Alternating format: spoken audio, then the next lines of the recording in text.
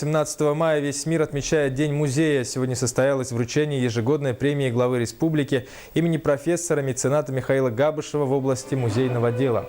Отметим, что премия присуждается с 2005 года. В этот раз номинация «Попечитель-меценат» присуждена генеральному директору ОАО «Нижнеленская» Ивану Андрееву.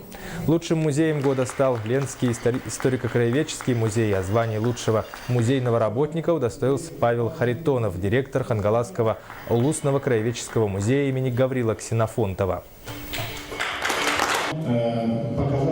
Музеи существуют тысячелетия, и какая бы эпоха ни пришла, музеи всегда нужны и были востребованы.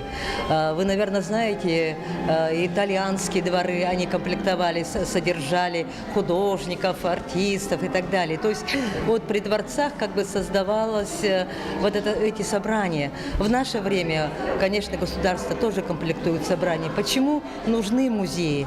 Потому что это общечеловеческие ценности, память, мировые ценности хранятся в музеях. А без этого человек, собственно говоря, без культуры, не может, наверное, называться человеком.